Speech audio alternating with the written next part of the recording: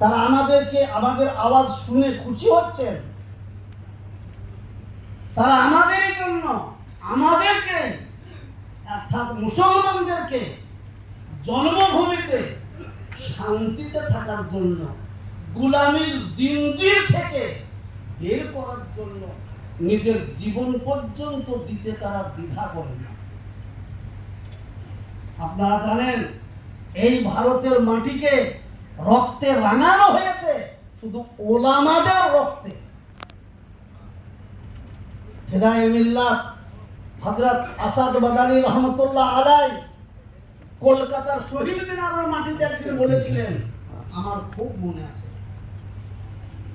बोले बेईमान सरकार, अगर इस जमीन का बोलने का जबान होता तो इस जमीन को पूछो, यही बता देगा कि ये हिंदुस्तान की सरजमीन किसका है, ये हिंदुस्ताনের জমিন কার। এই জমিনকে জিজ্ঞেস করো, জমিনের কথা বলে জমিন বলে দেবে। এত বড় কথা সেই বড় মুরব্বীদের, আর সেই জমি থেকে আমাদেরকে ফাঁসালাটা বুঝিয়ে সরিয়ে দেবে আর আমরা তা মেনে নেব, এটা তো কখনোই হতে পারে না। কি হতে পারে? আমরা এর বিরুদ্ধে সোচ্চার হব, জোরে বলুন ইনশাআল্লাহ। ইনশাআল্লাহ।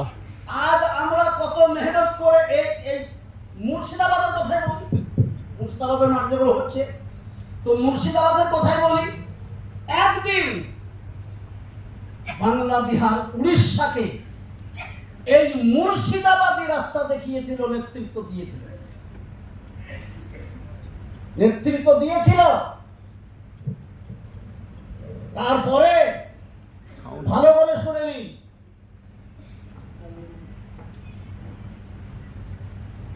ইংরেজ বাহিনী এসে সেই মুর্শিদাবাদকে ক্ষণিকের জন্য একেবারে বিলুপ্ত